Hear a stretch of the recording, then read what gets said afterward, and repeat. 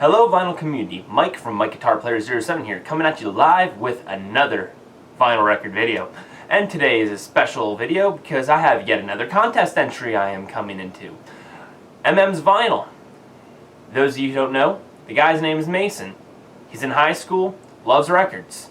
I like records, you like records because you're watching, so hey, we all get along. So he is doing a contest for I actually can't remember. I believe it was for 100 subscribers. The deadline is October 15th, so I'm making that deadline because it's only the 6th today. The gift prize, if you win, is a $30 Amazon card.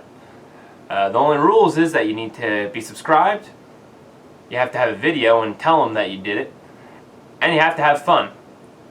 If you're not having fun, I don't know why you're here. So, we got some questions here and some bonus questions here. Have it all written out. So the first question is, what is your favorite jazz fusion album and why? Well, Mason, you were kind enough to say that you're able to have as many records as you want. You're not limited to one, so I have a whole bunch of them here. The first album I'm going to show is actually a CD. There's two of these records in here that I do not have in any other format rather than CD, but I have to show them anyway because they're very important. So, but I will own them on vinyl one day. So, the first one I'm going to show is actually a CD. This is the Rudy Van Gelder reissue of Art Blakey and the Jazz Messengers, Moanin'. Rudy Van Gelder is actually the band who recorded this in Englewood Cliffs in, I believe in 58, if I'm not mistaken. 1958 at Van Gelder Studios in Hackensack, New Jersey, not Englewood Cliffs. Some of these Blue Note sessions were in Englewood Cliffs though. So, the reason why I like this one is not only because it's a classic with Moanin'. Bobby Tinmans wrote this tune and does a very good job on it. It is actually part of the Jazz Messengers as well. But this is one of the first jazz records I ever was told to check out when I first got into jazz, so it has that sentimental reason for me. Allergies are killing me, so if I cough, I apologize. As long as I don't die, we're good. The second one is Snarky Puppy Shark Tank. And this is actually a 10-inch Record Store Day release from Record Store Day 2018. I can't remember if it was the Black Friday or April one, but either way, it's a 10-inch record. And something I like about this is, I don't know if you can see in the light, but it has like a little puppy dog on the back side that has no music, and then we have the regular song on the side. What I like about this, in all honesty, it's just a badass tune. Snarky Puppy in general is just kind of badass because Snarky Puppy is modern jazz fusion. And I was introduced to this during my first 2 years of college, and it was before I knew what jazz fusion even was. So I heard this and near damn made brownies in my pants. It was just fantastic. So what I ended up doing is, once I learned that Snarky Puppy was releasing a Record Store Day release, and at the time I had not heard this. I've only heard stuff that I heard on Spotify or whatever medium my friends were showing me it on. So I was like, Snarky Puppy's releasing a single on 10-inch on Record Store Day, gotta grab it. Did, love it, great decision. Snarky Puppy.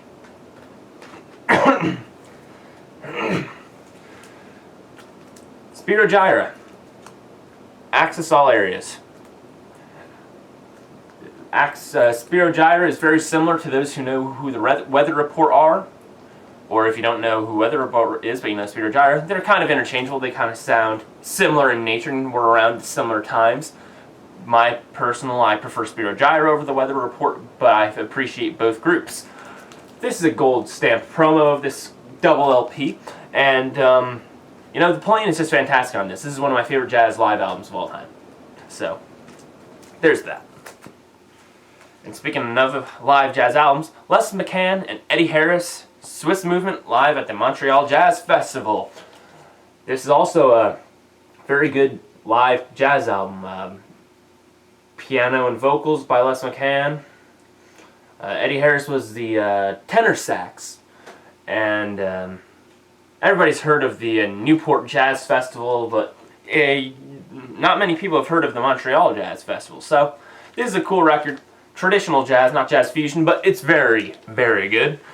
And of course, you cannot have any jazz or jazz fusion talk, even though this is just regular jazz, without mentioning the legendary Lee Morgan, my personal favorite trumpeter, and this is my favorite album that I've heard by him so far of the 3 studio albums I've heard, and then one I have a greatest hits album too, but studio album wise, The Sidewinder. Fantastic, and similar to Art Blakey and Jazz Messenger's Moan, this is one of the first records I was told to check out and did, so it also has that sentimental reason. This is also the Blue Note 75th Anniversary Edition, as you can tell from the sticker here. That's one of the reasons why the Shrink is still on this record, because of that. And just a very good record. And of course, similar to Lee Morgan, you can't have any jazz talk without the legendary saxophonist, Mr. John Coltrane. This is an original stereo press of ballads, and this is the Blue Note 75th Anniversary Edition of Blue Train. Blue Train is my favorite jazz album of all time. So, when I first heard this album, I was speechless. I listen to a lot of music, as those who have been watching my channel know. I have quite a wide variety. It's not often I'm led speechless when hearing an album.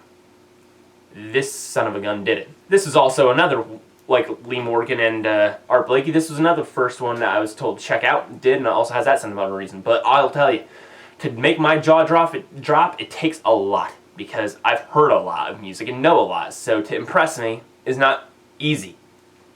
Mr. Coltrane did it. And this has also Lee Morgan on the trumpet, Chris Fuller on the trombones, Philly Joe Jones on the kit, Paul Chambers on the bass, and the outstanding Kenny Drew on piano. Ballads by John Coltrane. This has the traditional quartet that Mr. John Coltrane had. I can't have you not see an Impulse gatefold. Impulse has some of the best gatefolds, very informational, all that, but this has the original John Coltrane quartet, which had, of course, John Coltrane, then Evelyn Jones, Jimmy Garrison, and McCoy Tyner. Ballads, there's not a damn bad thing I could say about this album. Ballads, man, this album just transports me away and mellows me out.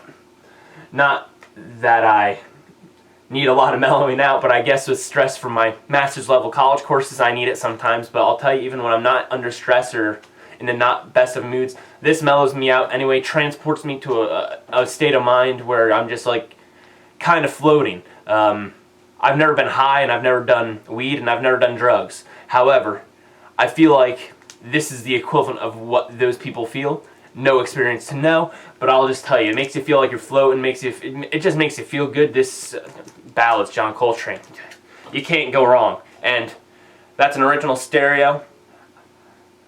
It's just great. Grover Washington Jr., Wine Light. This is arguably his most well-known record because of the popular hit Just the Two of Us, which is actually the only song on this record with vocals. This is just an all-around very smooth album, and that's why I enjoy it. Smooth jazz before smooth jazz was a thing. I'd actually go as far to say Grover Washington Jr. probably inspired people like Kenny G and many to pass after with their regards to smooth jazz. The next one, Mason, I know you're a Return to Forever fan, and obviously I'm sure you know that Chick Corea is one of the members of this. There's a lot of Chick Corea I could point out to you, but this one is the one I chose because this is probably the most obscure jazz fusion records I've heard to date. It's very cool. It's called The Mad Hatter, if I hadn't already mentioned that, and it's based around the story of Alice in Wonderland, and it's just very interesting. It's not... You kind of have to have an acquired taste for this, and that's not something you really could say about much of Chick Corea. I mean, you could say that about free jazz, but acquired taste this is definitely an acquired taste. And it's a gold stamp promo, but it is not only a gold stamp promo, it is also a freaking white label promo. So, of course, that's freaking fantastic, and I only got this for a couple bucks. So, white label promo, jazz fusion record for a couple bucks. You can't really go wrong. You just can't go wrong at all. And obviously, Chick Corea is fantastic. In general, he's fantastic solo, and he's also fantastic as a member of Return to Forever. Next question is, what is your favorite blues rock album and why? And he also put the note here, Mason did, that if we do not have any jazz or blues records, to answer with your favorite genre of music instead. I do not have much in the way of blues, especially traditional blues. However, I do have these following records that are more in the realm of blues rock and country blues. But here's the other CD, the Jimi Hendrix album, Both Sides of the Sky, right? Yeah, Both Sides of the Sky. This was one of the albums that came out in a 3-series set over a couple-year period of tracks that were never released by Jimi Hendrix by his estate. This is the 2018 album, Both Sides of the Sky, as I stated, and it's just a fantastic record. I always am weary of things that are released at this point, 50 years nearly later, of artists that just never release stuff. It's not like the Beatles demo tracks that are coming out in today's day. It's kind of different. And I love this record. It's one of my favorite Jimi Hendrix records. So, that's saying something, because that's putting this over Electric Ladyland and Axis Bolt of Love. So, actually, I might go as far as to tie this with Axis Bolt as Love. So, I just highly recommend checking this out. My friend had this on vinyl record. That's how I actually heard it the first time, and then I got it on CD and hope to get it on vinyl record. Alright, so, blues rock, Cream, Wheels of Fire. The only Cream album I own, unfortunately, but I will eventually own the others. And actually, it's a sad day in the Cream world because Mr. Baker, the drummer of Cream, has passed away. So, that was a disappointing news story this morning. However, his legacy lives on. Of course, we got classics on this, such as White Room, and that's really the main hit off this record, I believe. But the one album is the studio album, and the other one is a live album, and it's fantastic.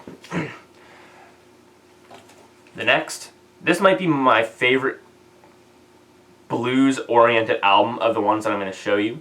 And this is actually my most recent of these blues records. Texas Blues. I believe Texas Blues. ZZ Top's Degulo? I have no idea how the hell to say that. But close enough. You're seeing it. You're seeing the album. You know what album I'm talking about.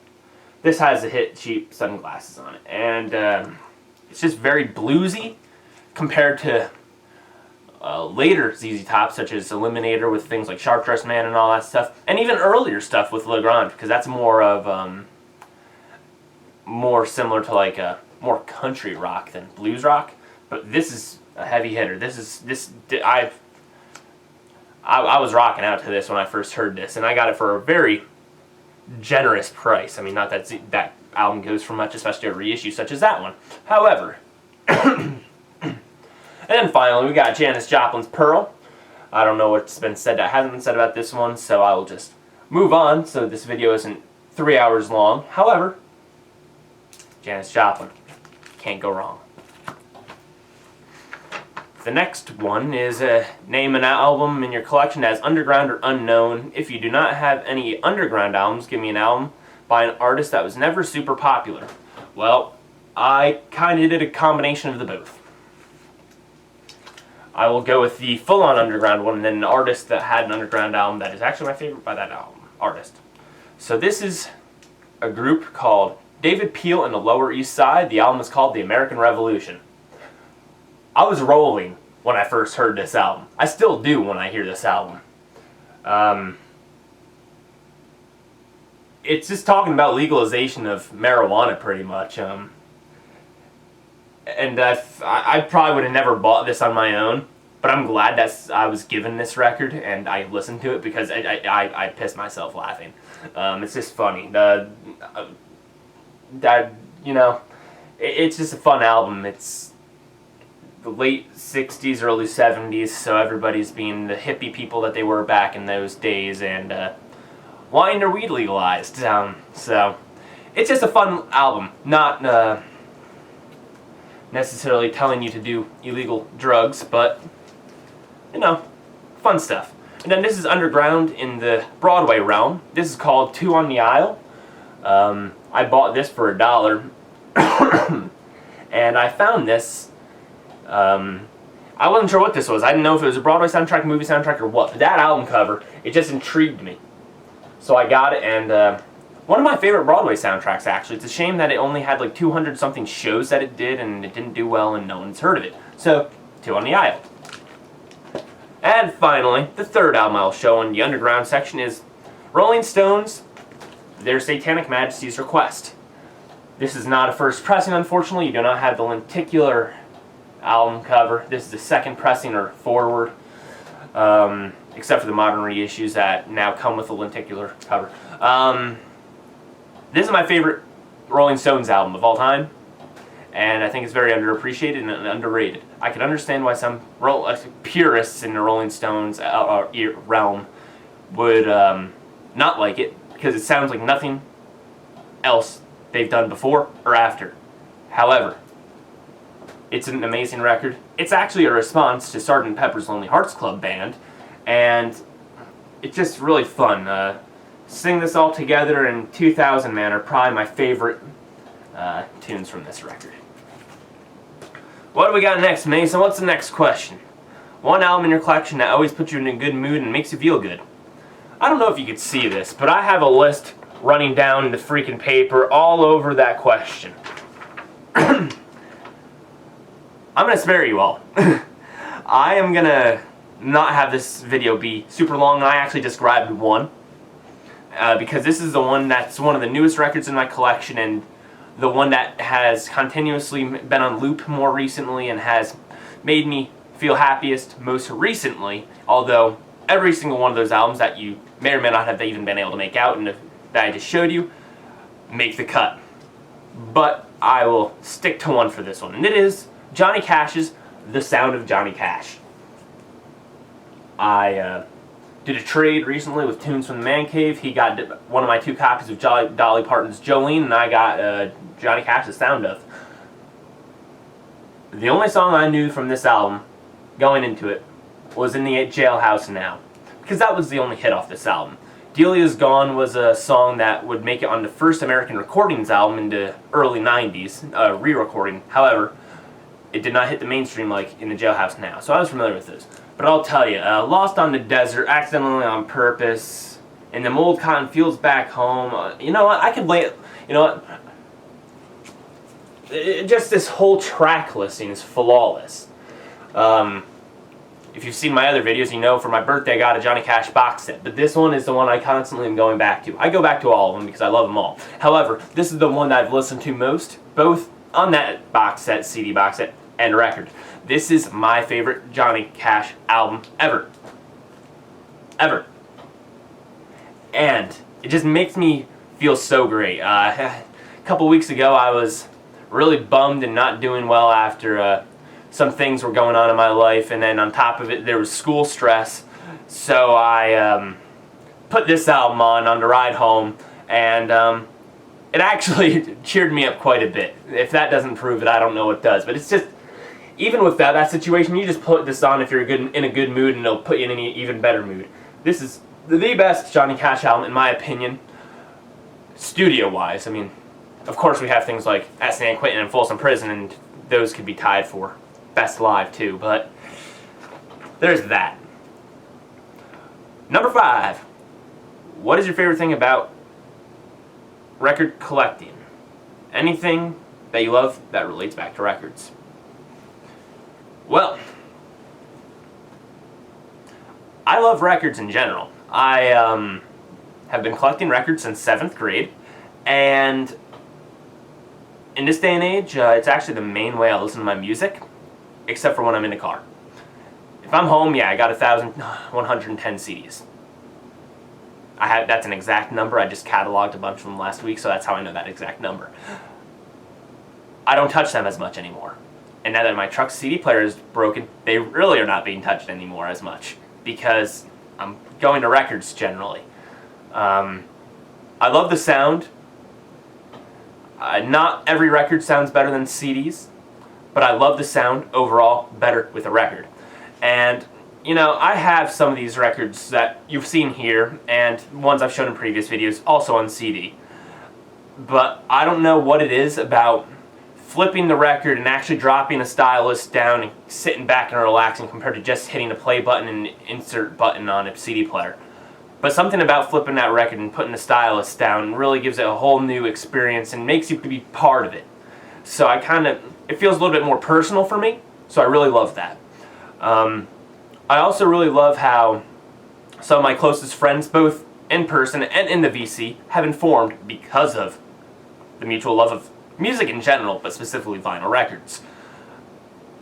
I had no one really to go record shopping with until college, when I met some people who loved music just as much as me, and that. So now I have friends to go to record shops with, which is fantastic, and I love that.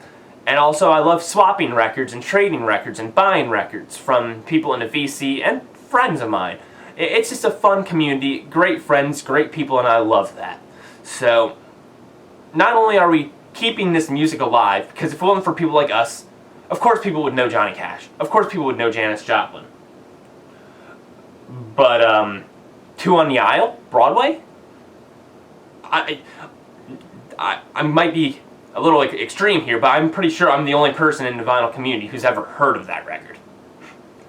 So the point is, myself and everybody else is keeping this music alive that has been forgotten. You don't hear jazz on radio. I mean, there are Sirius XM jazz radio stations and a few FM stations that play jazz, but you don't hear Glenn Miller. You hear the modern stuff like Gregory Porter. Equally as good, by the way. I love Gregory Porter and I love Glenn Miller equally. However, you know the point I'm trying to make. So we're keeping music alive as well. And also, for those who have seen previous videos, especially with my grandfather's record collection, it's also keeping, for me, people and their spirits alive, because through my grandfather's record collection, through the memories, I'm kind of keeping him with me as well. So it's just a really special thing there. Alright, those are the main parts of this contest. However, there are two bonus questions. As Mason coins it, just for fun. I like fun. So, what is Mason's favorite band? Mason, I'm very new to your channel. I've seen maybe 3 of your videos. 4 of them. I saw Vinyl Talk with Tavis entered your contest. I saw you in the comment sections of a few other videos, but he made a contest. I was like, I want to get in on that contest and I want to meet new VC members. So, I subbed you and watched some of your newer videos. Contest video included. So I'm going based on their contest entries, because I haven't seen anything that tells me. But something tells me that Santana is your favorite band. So, there we go. Of course, this has Evil Ways on it. This is their self-titled. This has Evil Ways, which is that, and I believe Soul Sacrifice were the biggest hits off this record. And so, Carlos Santana and his group. What genre of music am I personally getting into more and more currently? 3 genres for you. I'll put it nice and simply. Blues. Thank you, Emma, at 8 Vinyl Low, for doing that for me. And Jeff Kempen as well. Psych rock, thanks to Noble Records mainly. And hip-hop and rap. I have no one to thank for that. Hip-hop and rap has kind of been on me, I guess. These genres are some of the few genres I know little to nothing about. Blues and psych rock being the sole not knowing a damn thing about. Jazz was that way 2 years ago, and then Tunes from the Man Cave, Chris, on top of some people I have in person, just got me immensely immersed in jazz, and well, here I am with my pile up there. You can't see it, it's not in the frame. But pile, near a full cube, nearly, of jazz records. Blues, I have Emmett Think and Jeff Kempen. They're showing me B.B. King. They're showing me John Mayall, and that's all I can think of offhand, actually. Hip hop and rap. We're in 2019. Who hasn't heard rap? Whether they like it or not, they've heard it. I'm more into the 80s through early 2000s rap. I don't know what the hell this mumble shit is of today. But I'm more into the older stuff. Some rap today is good, don't get me wrong. I'm not dissing the genre, not trying to offend people who like it. However, for me personally, I prefer the older stuff. So Eminem, Kanye, early Kanye West, Run DMC, Snoop Dogg, Biggie Smalls, Notorious B.I.G., Tupac. I know some of these artists, but I don't know a lot. So I'm trying to widen my horizons. So I'm trying to widen my horizons with psych rock, blues, and hip-hop. That was quite a winded response for that question. It should have been a lot simpler, so I'm sorry. I just like to talk, as I'm sure this video is getting quite long. Actually, I think it is hitting the 26-minute mark. Right? Yeah, 26 minutes. Wow. And that's without me putting 1,000,003 albums into Good Mood albums. So just imagine how long this video would have been then. Because there's about 20 other albums I could have put on. But anyway. Pardon my allergies and my coughing, but it's that time of year. So, thank you, Mason, for having this fantastic contest. Of course, I hope I win, but I wish the best of luck to everybody else. Your channel is significantly growing, Mason, so I am congratulating you on that. If you guys don't know who MM's Vinyl and Mason, the owner of it, is, what are you doing? Why not? So go feel free to give him a like, comment, and subscribe on his channel and his videos if you like what you see. Hopefully you do. I most certainly do, so I don't know why you wouldn't. And if you like what you see on my channel, both this video and other videos, feel free to like, comment, and subscribe on mine too. I can't control what you do. If you do, you do. If you don't, you don't. But if you don't, it'll make me quite sad. But if you do, it'll make me quite happy. So, hope you like this video. Thank you for watching. Go check out Mason. And I will see you in the next video.